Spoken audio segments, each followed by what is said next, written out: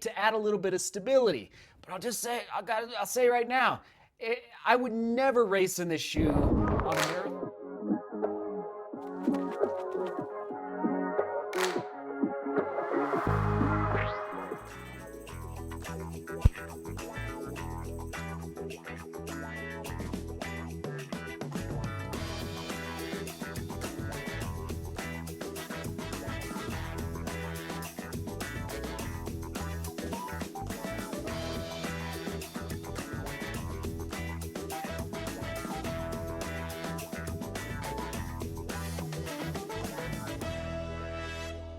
Prime X from Adidas in for testing. Actually, the testing is done. We are now past 50 miles, and where to even begin with a shoe like this? So, first of all, Adidas. Actually, let me know who actually picked this shoe up in 2021. This is technically a 2021 shoe. I just haven't had a chance to get it through the 50-mile testing, but we now are past 50 miles. And here we go. By the way, before I forget, did you know this is the original DGR merch, which a vlog fan from Arizona made for me? So I still got it. This is a throwback. We're talking 3 years old, maybe even more than that. So anyway, just thought I'd bring it out into the Studio 1.5. By the way, there's the Prime X over there. So, oh man, where to begin? It's a neutral road super shoe, okay? Carbon rods in that midsole. Crazy stack height. Actually, let's just address the elephant in the room right now. This shoe is not legal under World Athletics rules for elite runners at big marathons. Basically, you can't wear this shoe if you're a professional athlete racing for money, nor in the Olympics or in World Championships. So I just wanted to address that from the outset. But I did put it through the paces, okay? I think there it is on your screen, 52 miles, all right? So here's the deal. 50 millimeter, and the reason it's illegal is because you can't go over 40 millimeter stack height through the midsole. This has 50 millimeters in the heel, about 41.5 in the forefoot. So not even the forefoot. So this is the maximalist plus category. We're gonna have to come up with a new category for that stack height. It is out of control. Now, let me put the scale, oh yeah, in Adidas, what I'm about to share, take it as a challenge, all right? All that I'm gonna share, including the full review score, just a challenge, all right? I'm with you. We're beholden to no one, but I just gotta tell it to everybody straight around the world that's watching, by the way. Thanks for tuning in. Here we go. Ounces in my size. 8.7 ounces in my size. What is it in grams? Actually, I just turned the scale off. There it is on your screen in grams. I mean, I did not weigh this shoe until I put it past 50 miles.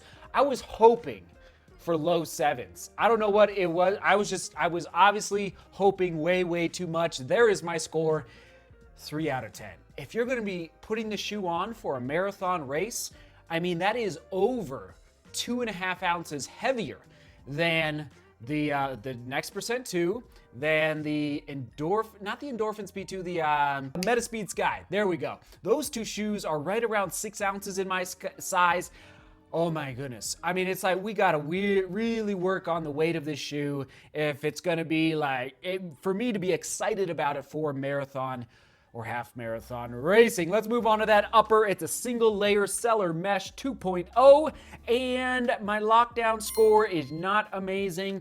A little too rigid in a couple different areas. Once again, the collar of these Adidas shoes in the last 2 years, it's just kind of rigid. And, not as bad as the Adidas Agravic Terex Ultra, or do you reverse those? Anyway, but at the real concern, I should have filmed it. I have not a blister, but basically a rubbing on my big toe and my right foot from this, at the bottom of the eyelet chain right here, this little loop for the shoelaces. It's just, it cut into my foot.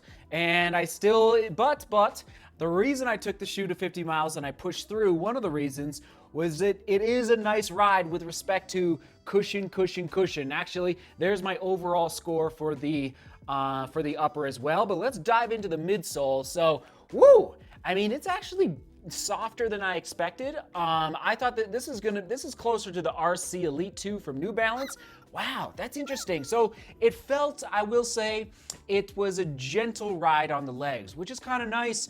As I get a little older, like the legs appreciate, especially on the pavement training in the winter when the trails are all socked in with snow, to have a little bit more cushion through that midsole. So there you go, ride and energy return.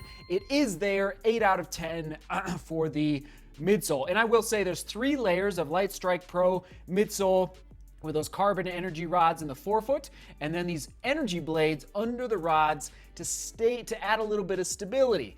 But I'll just say, I'll say right now, I would never race in this shoe on a marathon course that has a lot of turns or corner, like never. I felt very unstable. In fact, my first run on Strava, I titled the run on Strava, "Did not roll an ankle," because I was really happy that I didn't. I mean, even on it felt very unstable, okay? But you know, Grandma's Marathon up in Minnesota, I think it's in Duluth, right? It's point to point. There you go. Maybe you could consider this shoe for a point-to-point marathon. I would never, ever. It's just like I just felt so worried, like doing any sort of cornering. I had to slow down a little bit, actually. So that was not a good sign. Okay, so overall score, it just it went down because of the lack of stability. And I'm a trail runner who's used to roots and rocks, and even that, I just was like, I don't, because if you with this type of stack height, if you start to go, see, my ankles are pretty strong at this point, and so I can roll out of a rolled ankle and not do a bad ankle roll at this point. But it's been years and years to get to this point. If your ankles are not strong and you start to go, oh gosh, it could be bad because it's such a tall stack height. So I'm just telling it to you straight. Again, Adidas, we're in this together. Call me up, all right? Fly me over to Germany. I'll help you out a little bit with these designs. Oh my. Okay, here we go. Outsole, awesome. 8 out of 10. Great grip, awesome grip. Continental rubber. I love the outsole. I think they nailed it, okay? So I think I'm going to say on a wet course, even though, yeah, you don't want to be turning corners on a wet course, but on a wet course, I think this is one of the better marathon outsoles I've seen in a long time, okay? So there you go for the outsole fit. True to size, all right. A little bit of slipping, and I didn't talk about this too much in the upper, a little bit of slipping in the heel. If I was going to race in this shoe, I personally would probably go a half size down. Again, I prefer a snug fit for racing. Another reason the score for the upper wasn't epic is because I felt a little, like at the top of the eyelet chain, the laces were just pressing onto my foot just a little too much, to the point where I had to stop in the first run and loosen up the laces a little bit, even though I did the runner's knot, but it wasn't enough to solve the just slight heel slipping. So that heel pocket, I now understand more. Yeah, well, that's another story for another day. All right, it'll be too long for that. Okay, comfort score is pretty good because of the midsole, but not because of the upper. All right, and as you know, for my comfort score, it's the entire shoe put together. Okay, so the reason it's not epic is because of the upper. It would be epic if the upper was better. I'll give it an 8.5 out of 10. All right, there you go. Positive and drawback. Positive, it's bouncy. All right, if you like a bouncy ride, this is your shoe. Okay, but does that mean it's fast? You decide based on your gait cycle. All right, there you go. Drawback. I just said the entire upper. Oh, we got to work on it. We just got to work on that entire upper. Durability prediction, pretty high actually. I think it's gonna go. I think it's gonna go a little ways. I put 350, which for a racing shoe is solid. Okay, and a marathon racing shoe. Yeah, I think just because there's so much midsole, I think it's gonna actually last you a pretty good amount of mileage before it really starts to break down. How will I use this shoe? I wouldn't personally. If World Athletics has decided, the governing body, 40 millimeters, I'm going to stick to 40 millimeters. I personally like to play by the rules with respect to just like not cutting corners in racing. I hope they stick with it. I hope they don't get pressure from these shoe companies to increase that to 45. I even think I even think some companies are going to come back from 40, like the next percent 2, and maybe hit like 38 or 37 millimeter stack height for weight reduction. And I think they're still fine tuning. We're so early in this carbon fiber plate game with marathon racing shoes. Anyway, I'm getting sidetracked. Here we go on to that price point. Ooh, $250. It's actually not bad for a super shoe, but I think, again, like the Endorphin Pro 2, isn't it $200 roughly? So I think, anyway, if that price was $230 or $240, I'd be a lot more excited. Adidas, other shoes to buy, we're skipping it. I can't go there. It's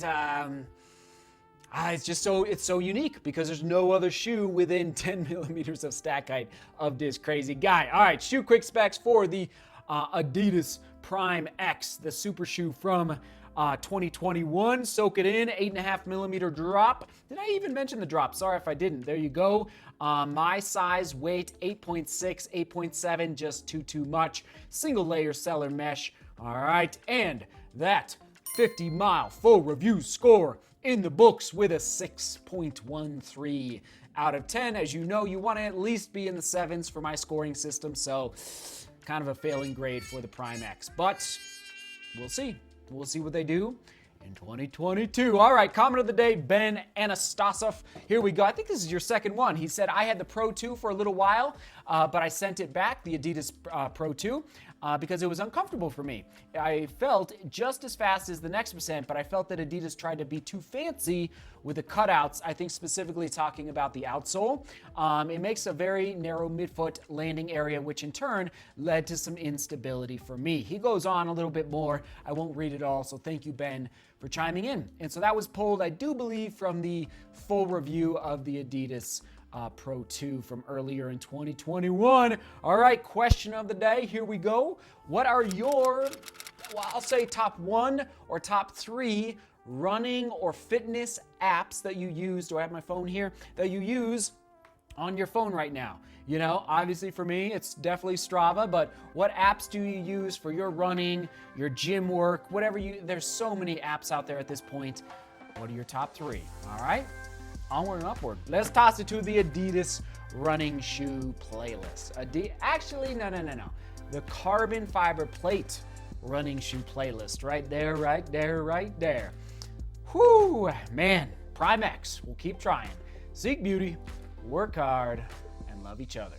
See you tomorrow.